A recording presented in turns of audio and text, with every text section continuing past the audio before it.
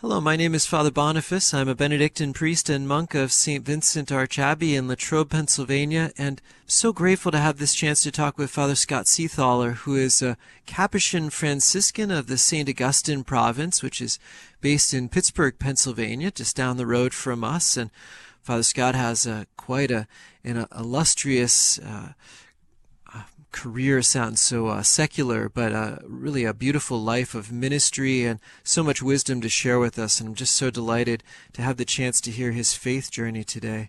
Father Scott, thanks so much for taking the time. It's great to be with you. Pleasure to be with you. Thank you for the invitation. And let's turn to Our Lady for a moment and ask for her prayers to guide our conversation, that we can talk about what the Lord wants us to talk about, and also to help our listeners hear what the Lord wants to say to them. Hail Mary, full of grace, the Lord is with thee.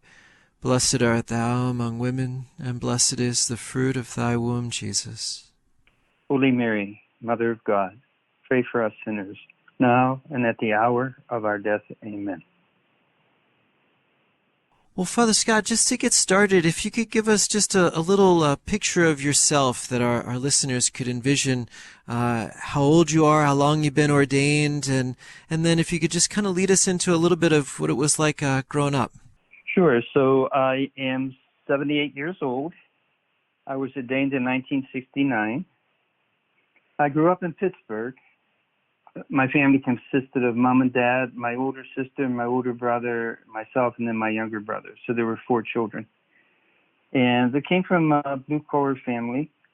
My dad drove a truck for a meat company. My mother was a full-time homemaker. The neighborhood we grew up in, which was right on top of South Side in Pittsburgh, it was an ideal place to grow up because I could walk to the Catholic school. I could walk to the movie house. I could walk to the swimming pool. I could walk to the playground. I mean, it was just ideal at the time, in the late 40s, to have that kind of an experience. And so we spent much of our summers at the swimming pool or in the playground. I got very involved in the Boy Scouts when I was 11 years old, and was working on my life merit badge when I felt called to the seminary. Interesting how that invitation came to me, because in the 8th grade class, there was a knock on my classroom door, and the sister answered it, and then she turned around and pointed to me and signaled for me to come to the door. And she said, Father, at that time was the assistant pastor, Father wants to talk to you. So I go out in the hallway, and I said, yes, Father. Now remember, I'm in the 8th grade. He says, have you ever thought about being a priest? And I said, yes, when I was young. So he said, what about now? And I said, well, I haven't been thinking about it lately. He said, I would like you to think about being a priest. So I said, yes. He said, we'll pray about it, okay?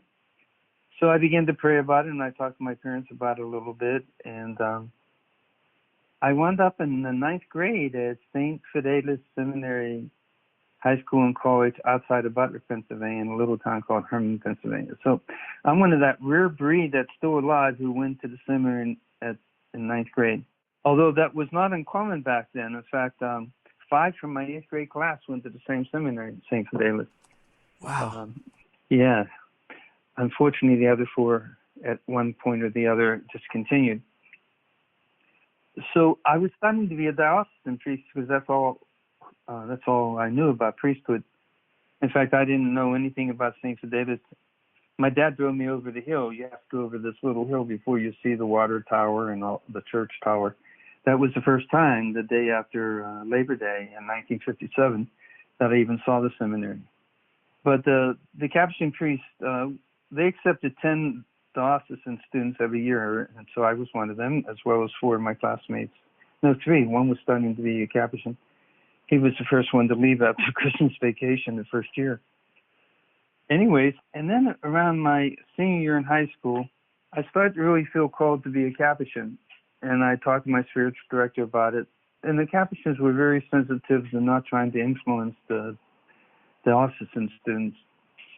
And when I came home from vacation after my senior year of high school, I talked some more to my parents and went back into my freshman year of college. At that time, the division was 4 years of high school, 2 years of college, and then you either went to the novitiate or the diocesan student went to St. Vincent's. So beginning my 5th year, I felt more and more called to be a Capuchin.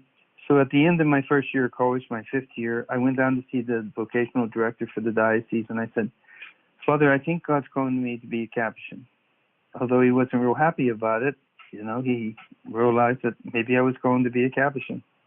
So I finished my sophomore year of college and went into the novitiate in 1963. And at that time, this is before Vatican II. Vatican II was going on. We still took a new name, but you were not allowed to take the name of anybody else in the community. So we had 300 men in our community at that time. That's a lot of names. That's a lot of names. So I told the novice director that I'd like to take the name Scott. And he said, who's Scott? Saint Scott. And I said, what's the last name of the saint? And this is a great story because, as you know, my last name is Seethaler.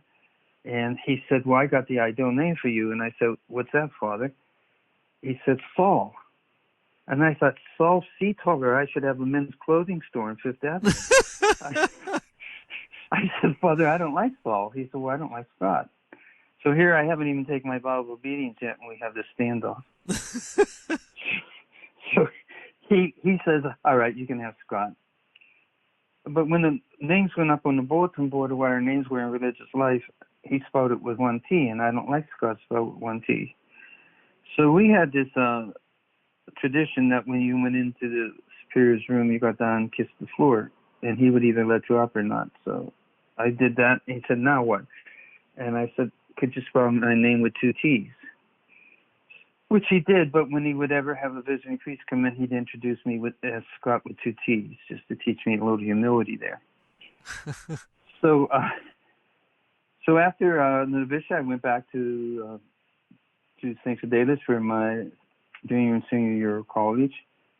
And then I went to our theology school. We had our own theology school at that time. I arrived in July of 1966. And let me put that into context. Vatican II was over December 8th, 1965. So here I am arriving in the theology school in the summer of 1966 when everything was happening. Everything was happening. But not only that, during my 4 years of theology down there in Washington, D.C., besides trying to deal with all the changes of Vatican II, Martin Luther King got killed, Bobby Kennedy got killed, Washington, D.C. went up in flames in the northeast, the northwest, and the southeast. We were on the streets because they would let us go in after curfew to try to feed the people and the soldiers. Humani Vitae came out, and the theology school at Catholic University was opposed to Humani Vitae. So it was just wow. amazing 4 years of theology from every aspect, and trying to learn the theology. The books were mostly in Latin, but the priests were doing their best to do English texts for us. And then being on the streets with the poor, I was always trying to do that. In the 1 year I taught at all-girls Catholic high school religion in the afternoon in Suitland, Maryland. So wanting to do ministry as soon as I could was a big part of my life. I got ordained as a simplex priest. That means the term's not used very often. Solanus Casey was a simplex priest all his life. A simplex priest can say Mass, but not do public ministry. And we were simplex priests ordained in September, and then till we finished our whole theology. And I finished my theology in 1970 then. And when we were called in to see the dean of students, we were coming in by alphabetically, and as the guys ahead of me were coming out after meeting with the dean of students, they would say, well, I'm going to Catholic University to study this, because we still had our schools, high school, college, and that. So when I go in, I sit down across from him, and he looks at me and he says, we don't know what we're going to do with you.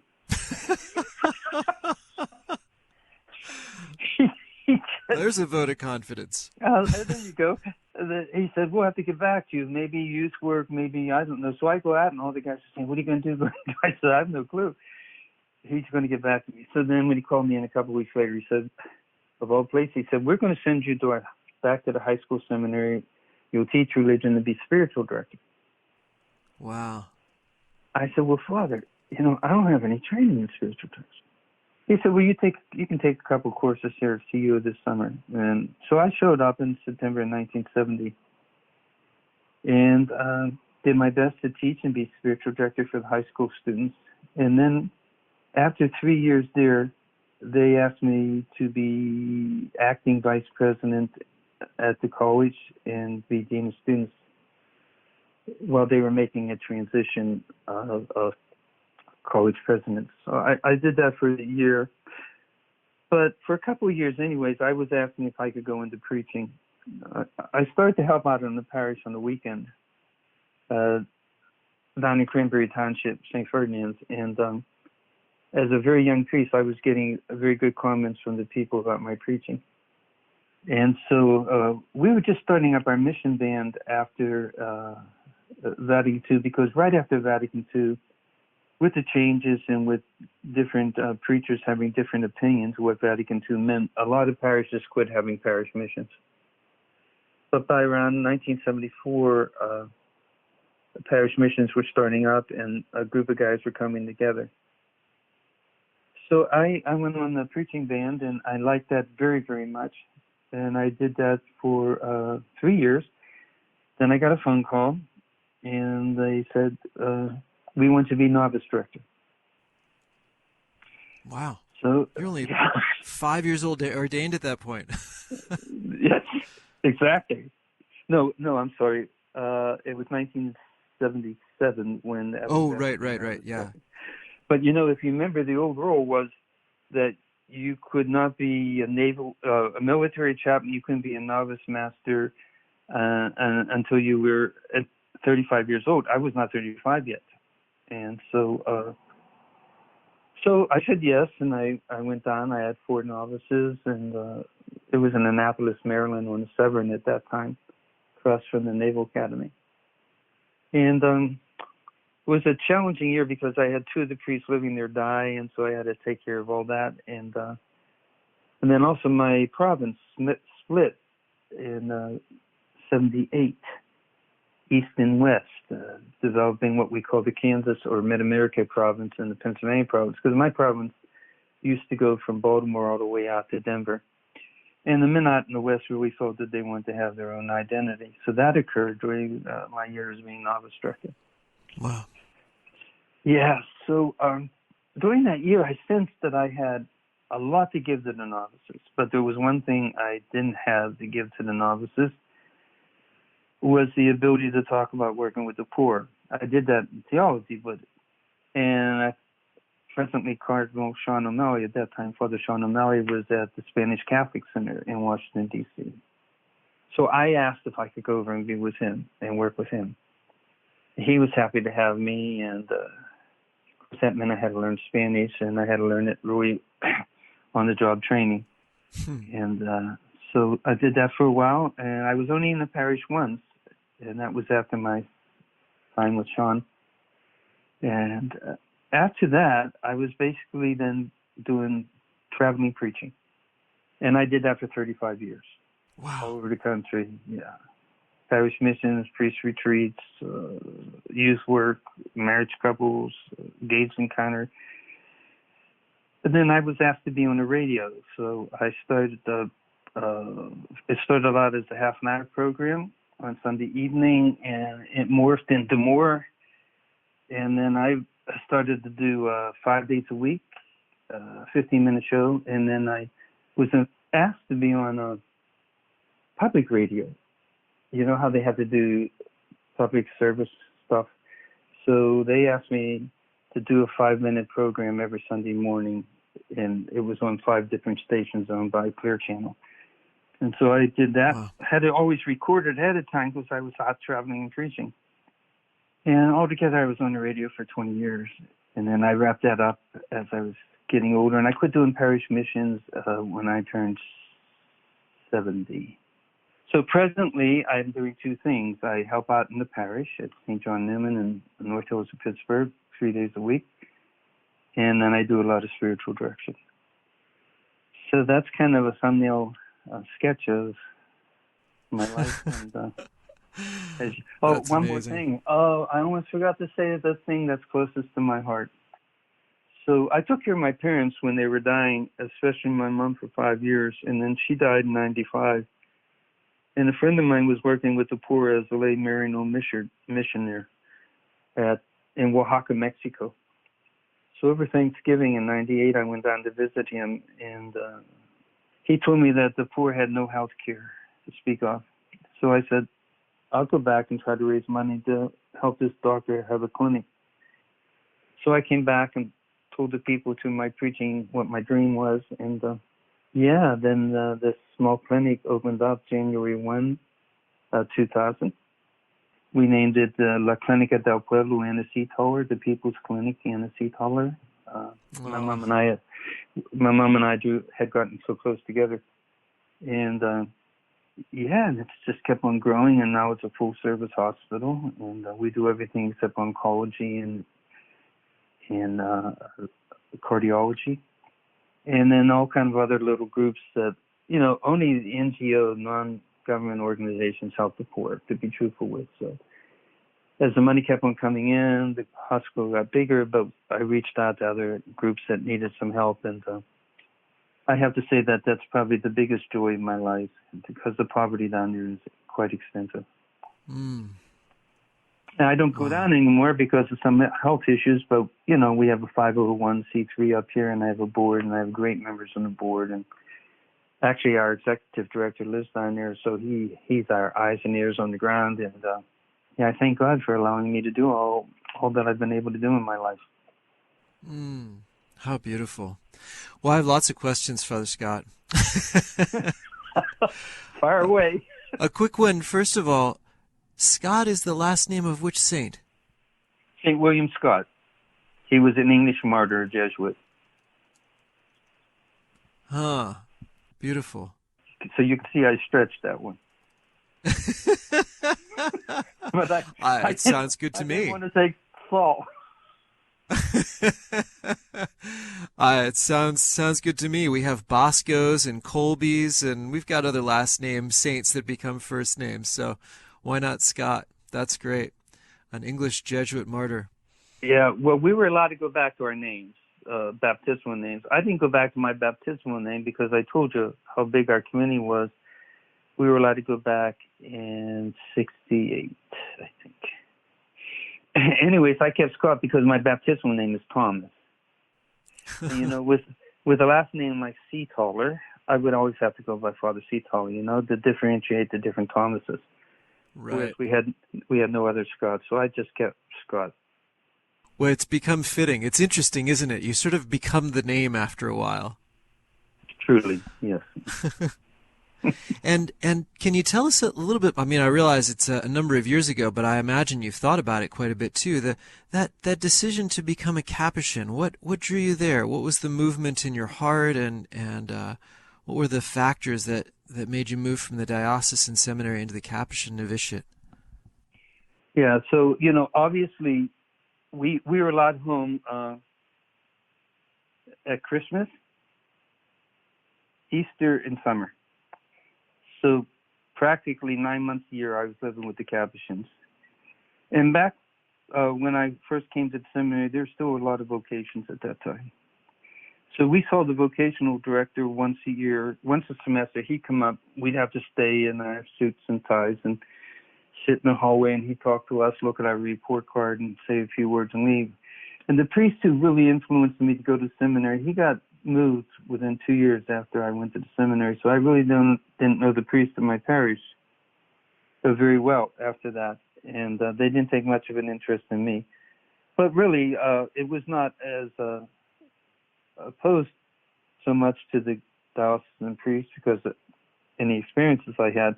It was because of living with those Capuchins, seeing their prayer life, seeing their joy, listening to some great preaching, being interested in the ministries that they were doing. That's what really drew me to the Capuchins. And can you say a little bit more about the ministries? I guess that you saw then, and then of course you know the ministries very fully now, but maybe just to give our listeners a sense of who the Capuchins are, in particular the St. Augustine province, but the things that you saw there as well. Right. So, first of all, the teaching, they were good teachers. As I said, good preachers. They would go out on the weekends, like I'm sure your priest also do, to help out in parishes that needed some help. They ran summer retreats for high school kids.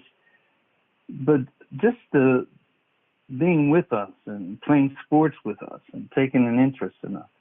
And then an interesting thing happened that also was very influential to many of the Capuchin students was we had taken a mission in Puerto Rico in the 30s, and then in the 50s, Rome came back to us and said, "We want you to take another mission. We want you to go to Papua New Guinea, the other side of the world." And the leadership of our community said, "Well, we have this mission that we send men to down in Puerto Rico." But Rome came back and said, "No, we want you to go there. We want you to start a seminary down there, and then we would like you to send missionary priests up in the highlands."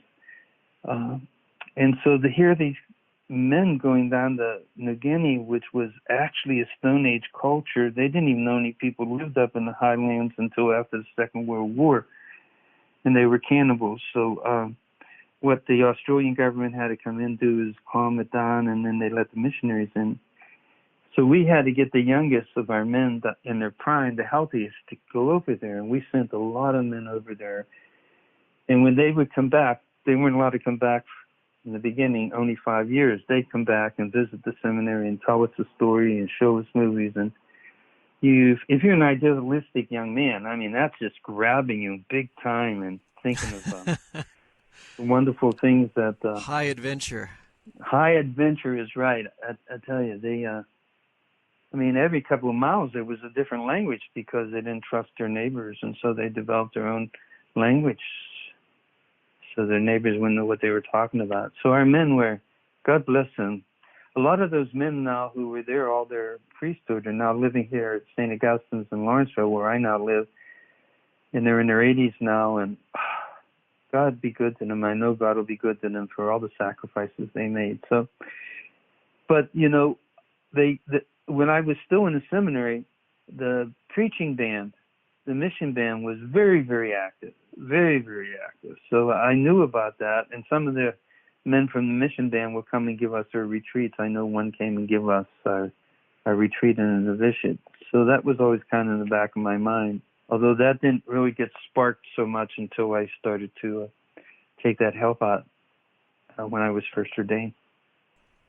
And the mission band, you mentioned a little bit, but just to reiterate that, parish missions and then various retreats, engaged encounter, married couples, I suppose, seminaries, clergy. Right. Yeah, high school retreats, confirmation programs. Yeah. And did you then and do the men now go out in pairs, or did you do that individually, or what was the normal mode for that?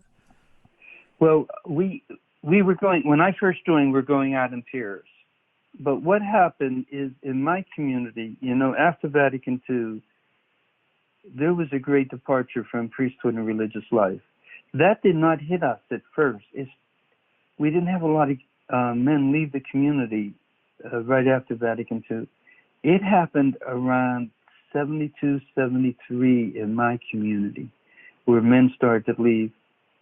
So a number of the men on the mission band that I had been going out together doing missions left. So only for about 3 years out of my 35 years of preaching did I team up with another friar. After that, it was myself, because for many of those years, I was the only one traveling and preaching. And did you have some intentional balance about the amount of time that you'd spend out on the road compared to, I imagine you lived regularly at one friary or another? That was very important to me. I did not want to be on the road. I think I was on the road on an average maybe 22 weeks a year. the rest of the time I was back in the community, that was very important to me. Praying with the friars, recreating with the friars, and being a part of community life. I think I knew very early on that when I started to give the parish missions by myself, I had to have a very strong prayer life. In the times that when I, was my own formation and working with the seminarians and being novice director, and I forgot to tell you, I was called back from preaching. They kept calling me back to formation. They called me back to be spiritual director in the theology house also. So it was, I preached, they called me back, preached, they called me back. But I developed a prayer life that would support me even though I was by myself. But I wanted to always get back to the fraternity and pray with them and spend a lot of downtime. And yeah, you need that happy balance. If you're out on the road all the time, you set yourself up for exhaustion, but also you could face some challenges that you shouldn't have to face. Right. Yeah, a few things occur to me about that. In terms of relationships, of course, on the road, and you're a fantastic preacher, as I can personally testify to, for whatever my opinion matters, but obviously your successful work and invitations over decades indicate that as well. And you can become a hero in different people's eyes and enjoy the flash of appreciation one place and another place, but you need lasting relationships with people who really know you as well. And it sounds like you got that from the friars, of course, spending a sufficient amount of time back at home, and I imagine other lasting relationships throughout those decades of circuit preaching as well. Right. Having good friends, and when I came back home, relatives and good friends, that gave me a chance not only to relax with the friars, but with family and friends. And those relationships I think are important.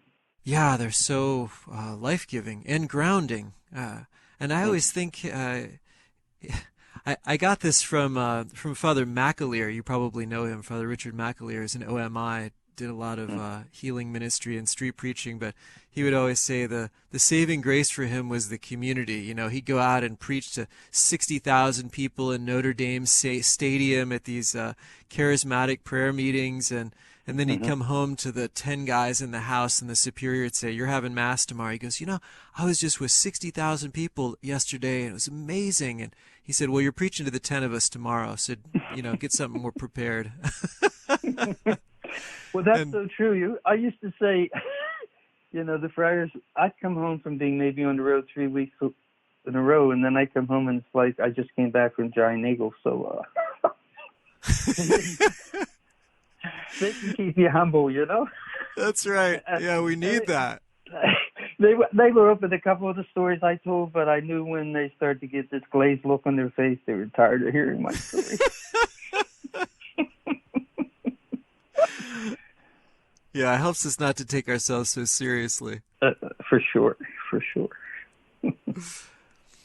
And Father Scott, as you you went through, as you mentioned, some really amazingly turbulent times. I think about those years quite a bit just from the impact that they've had. They were a decade before I was born, but just amazingly intense, and I would say rich too. I mean, we shouldn't reduce them merely to turbulent, but is there any story from your own personal experience during that time, I don't know, questions that came up, or did you just kind of keep your head down and keep going? Was the reality of Christ so strong in you that you were able to stay focused, or how did you navigate all that?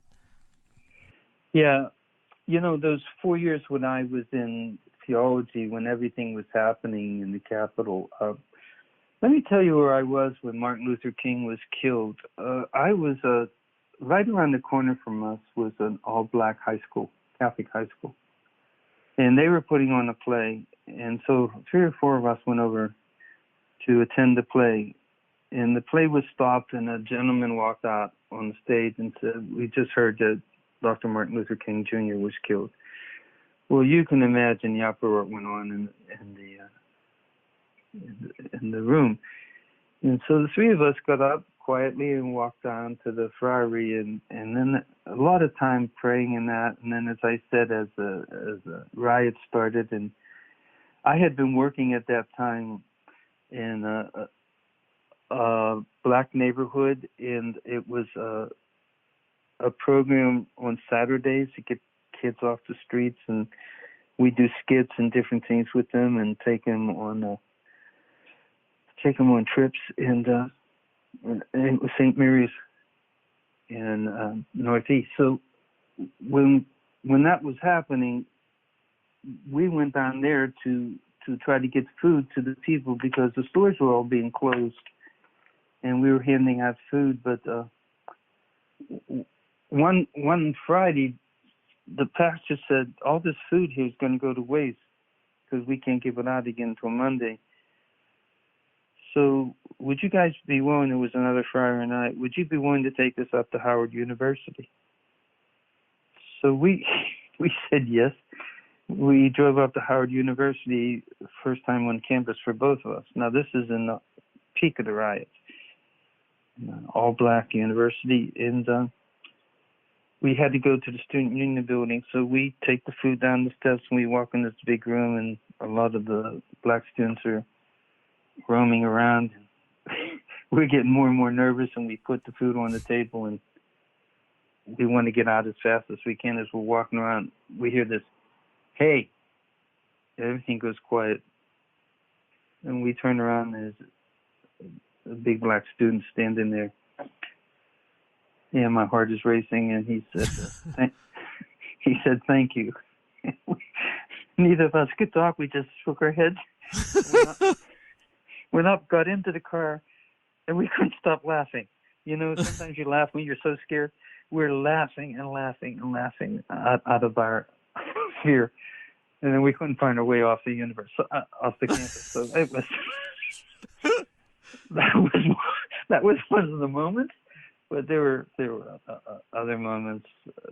But you know, I'm glad you said we don't always want to talk about the 66 to 70 as being such a time of terrible crisis, a time of great grace. It really was, and I think it told all the different communities that not to just be belly button gazers, look out to the world and see how you can help.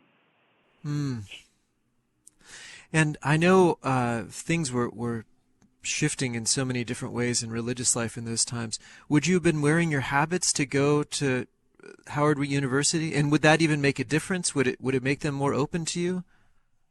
Well, we wore our habits everywhere. You know, when we went down to St. Mary's, we always wear our habits. And when we went out to Howard University, we were giving the food out, we wear our habits. And there was a big picture on the front page of the Washington Post of one of our friars standing in front of a store that was smashed. He had just happened to be there passing by. The National Guard allowed us to come in after the curfew to help the people because of the relationship that we had established with the people, and so they didn't think we would get hurt. So we did wear our habits to Howard University. Did I think they recognized the habit? I would say that they realized it from TV, Friar talking that. Right. But at least with the people in the streets where we had done ministry, we were highly respected. Beautiful. Wearing your habits, yeah. Wow, that's amazing. Amazing times. Can you share with us a little bit, Father Scott, about I always like to ask our guests on this program how their prayer grew over time. You came in and maybe even some of the first moments. You grew up in a family, a believing family, a practicing family, but a lot of times there's a point at which the faith becomes personal, that we have an encounter with Christ, or that there's some experience there, and then knowing also, just as you're going through formation and seminary, and then obviously many years now in the priesthood and Franciscan life, just Just kind of how your prayer has grown over that time. Right. Well, my family prayed, the usual ways of before meals and when we go to bed. In grade school, I learned to pray, but it was, as little kids, it's all developmental. Not only physically, emotionally, mentally, but even spiritually. I think my prayer really got off the ground when I went to the seminary in the 9th grade. We had a lot of devotions. One of my devotions, which I also think attracted me to the Franciscan way of life, was the Stations of the Cross. I would often make the Stations of the Cross even outside of Lent, and that became a real blessing in my life. Have a devotion to Christ crucified, and as that continued to develop, and with the masses and all that, I didn't ever want to go home. I really never had a terrible bout of homesickness. As young as I was, I didn't hear this story until after my father died, but when my parents showed me over the hill the day after Labor Day in 1957, and made all the arrangements with the priest, and I got my stuff to my locker and all that, and then we went out into the parking lot, and we said goodbye, and as they're driving out of the parking lot, I'm waving, and then I went in, and of course they kept getting real busy. My mom told me many years later, as they were driving down the country road going into Butler, my dad had to pull the car over the side of the road because he and my mother were crying so hard he could drive. Yeah, they had to say goodbye to their little Tommy. But yeah, so that's sweet. Well, and then when I got to the novitiate, the Capuchins were reformed with the Franciscans in the 1500s. After the Reformation, all the religious orders were told to take a hard look at themselves and their charism. And so the Franciscans divided between the OFMs and the conventuals. And shortly after this, Capuchins started because they wanted to live an even more austere life. And that was a lot of contemplative prayer, living in very small communities, not taking any positions of prestige. And so there was a real emphasis on my Capuchin formation of contemplative prayer. And I really liked that a lot. And that became, we do 2 half-hour. We're supposed to spend an hour in meditative prayer every day. We break that up into 2 half-hour periods. Yeah, that has been really, I would say, from my adulthood on, the keystone in my prayer life, spending time in quiet prayer. Can you give us a little picture of how that goes, or what maybe some key points of growth were for you along the way? Things that might be also useful for our listeners to think about. I'll try here. And I'm sure you've talked to your people, your listeners a lot yourself. But it's the quieting of yourself, the quieting. I usually introduce my contemplative prayer by saying the following things. Embrace the darkness. You don't need to know what's going to go on. And don't critique your prayer. So then I do some deep breathing, and then I just keep on quieting myself down. And a lot of people recommend that you use a word to bring you back when all the distractions start invading you. And when I need to use that word, the word is Jesus. I use the word Jesus to bring me back. And other than that, that type of prayer, which and some days you can do that better than others, depending on how you're feeling. I ran into a lot of health problems in my 30s, and so there were times when I couldn't do that so much because I just couldn't stay calm enough. But that still is, I say, the keystone of my prayer life. Then I have a deep devotion to Saint Joseph and to our Blessed Mother. But I like to encourage people when I do spiritual direction with them, or times I've talked on prayer, to beside trying the traditional prayers and then trying to do the quieting of prayer, I tell them, pray the way you can, not the way you can't, you know? Sometimes they force themselves into a prayer style that is really not them because everybody tells them this is the best way to pray. And I think we need to free people to pray in a way that deepens their relationship with the Lord instead of tying them up. I say the same thing, Father Scott. I love that. Do you? I originally came across that in Dom John Chapman in his letters. He says that verbatim. Pray as you can, not as you can't. And that's simple little wisdom with a little British curl of the lips there, the smile. It's beautiful. And I love what you said, entering into that silent prayer. Embrace the darkness. You don't need to know what's going on. Don't critique your prayer. And I love that. Just really, really captures it. I also always tell people not to fall into the trap of evaluating prayer. I always say, if you prayed, it was good prayer. Period. Exactly. Exactly. If you took the time, God is pleased. That's right. Yeah, I tell them, if you're going to go into that type of prayer, that type of quiet prayer, then it's going to seem like nothing happened when you come out of it. But the thing is, with that dialogue, between God's heart and your heart, so the language of God is silence. With that dialogue, the fruits come up a little bit later. It's not on the moment. So you can't be looking for immediately some type of reaction or some type of a boost immediately. That type of prayer, it will pay off, but don't immediately say it mustn't be a good prayer because nothing's happened. That's right. Yeah, such important wisdom, and I always like to reframe prayer just as you did a moment ago. Pray in a way that deepens your relationship with the Lord, and just seeing prayer as that relationship. And then, like human relationships, there's a lot of time that we spend together, and we can't say, well, it was this moment or I got this out of it. I mean, think of married couples who spend countless thousands and thousands of hours together, and what did they get out of whatever 10,000 of those hours? Well, I don't know, but if they didn't have that time together, their relationship would be a lot weaker. And just spending that kind of intentional time with the Lord is always fruitful. Absolutely. Absolutely. Yeah, I used to tell them, don't be afraid to waste time with God. That's right. Because it's never actually a waste of time.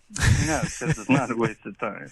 But, in the secular mentality, That's right. It has to be, you have to fill every moment up with activity. Yeah. It's almost, you're not allowed to waste time praying. Did you ever have an interest in going to the missions? I did, but then, as I said, I got those health problems so young that didn't allow me to do the missionary work. Although going to Oaxaca, Mexico, that allowed me to pick up Spanish, so I can speak Spanish to some extent. So, and then working the very, very poor in southern Mexico was in a way of doing some missionary work for me. But no, I didn't. I thought of going to Puerto Rico, but no, it just didn't work out. And I was asked to preach retreats in Papua New Guinea, but I declined because of some health issues.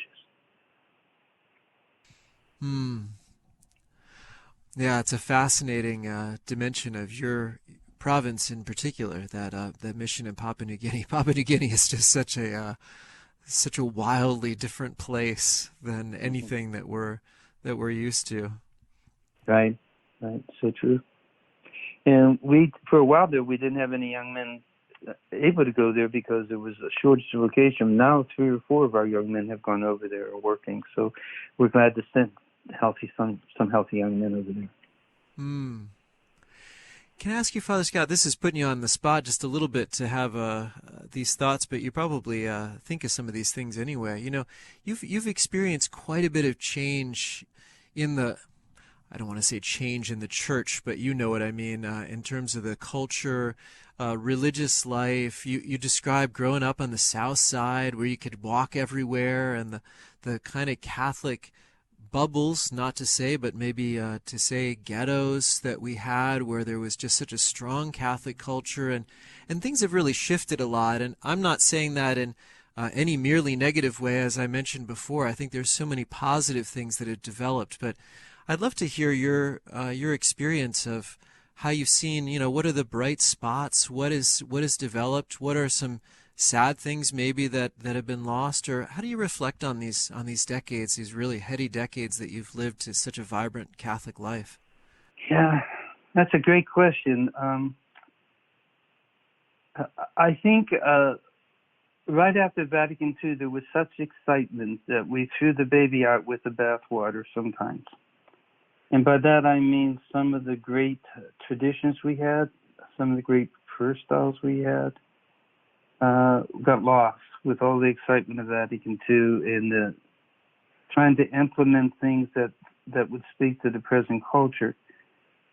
But what I'm finding now, and you probably have experienced this, some of the young people are saying that they miss the mystery of our Mass. Right. And I've been trying to say that, I'm not pastor, I'm not musical director, but we don't give them any quiet time during Mass to pray, especially after communion. We have to have song after song after song. And so I'm finding that a lot of people are hungry for that, craving for that. And I think we need to take another hard look at that. It takes easily 50 to 100 years to write a good history of a period of time. So it's 50 years now, but I think we're going to need some more years to be able to write a good history of Vatican II and post-Vatican II. But there were some beautiful things that happened. There were some very painful things that happened. Where we are now is a very kind of reflective moment. And I just had Mass for the seminarians at St. Paul Seminary last week.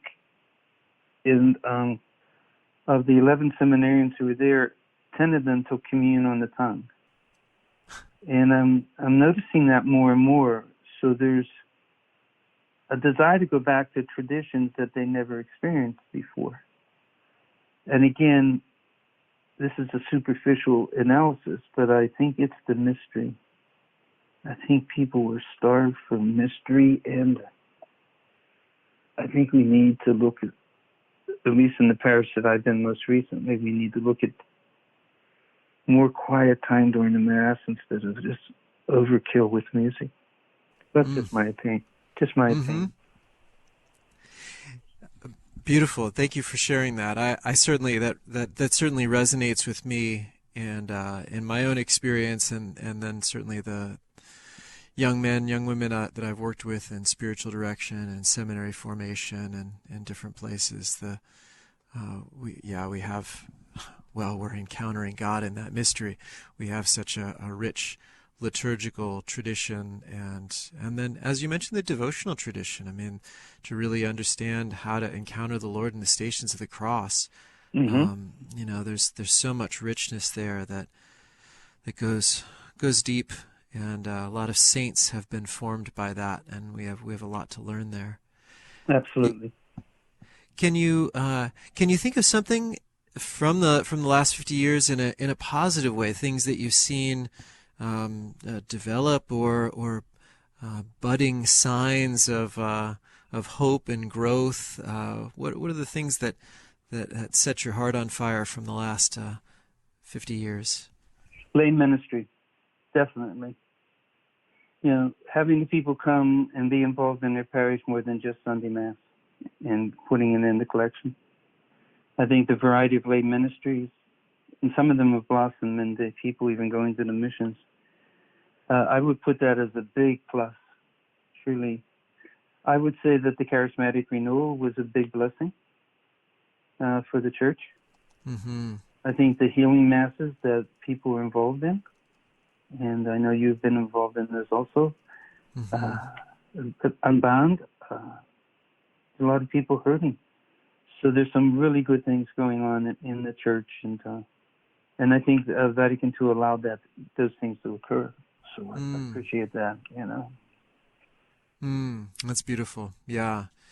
Yeah, and I think of, from your story, the mission you're able to undertake in Mexico. You mentioned the board of directors and people who are really invested, obviously the doctors, those who are willing to make great sacrifices, and that mission of mercy to bring Christ in very concrete ways to the poor is so beautiful. It is. It is. And God's working through it all, We one of my favorite lines is from St. Peter's first letter: never interpret God's patience as indifference. And so God is always working. People are wondering how that's playing out in Ukraine and other places. Never interpret God's patience as indifference. He's very, very involved. Always. Always. And you certainly have a tremendous amount of personal experience with that, Father Scott, and I'm so grateful for the wonderful ministry that you've done and continue to do, and the great inspiration that you continue to be for all of us who get a chance to talk with you and listen to you even on this program, and certainly those who have a chance to receive spiritual direction and receive your ministry of preaching even now, and so grateful for the journey of faith, all the interesting places that the Lord has taken you, and from a young boy in 9th grade who took the risk to go off to seminary and found his way into the Capuchins, and then kept just faithfully following the Lord. You've done such a great work in following Christ and conforming your life to Him. So thank you so much for sharing your journey on our program today. You're welcome. Thank you for having me. Could you give us a blessing, lead us in prayer, and give us a blessing to wrap up? Sure. Heavenly Father, your love for us is everlasting. We need to claim that in good times and in bad, sickness and in health. We ask you to bless all of us who have been listening to the program, for the Boniface and all the people involved in allowing this to go out to those who are hungry for the Word of God. We ask you to bless us now and call down all the gifts of Easter. In the name of the Father, and of the Son, and of the Holy Spirit. Amen. Amen. Father Scott Seethaler, thank you so much for sharing your journey of faith with us today. You're welcome. Thank you.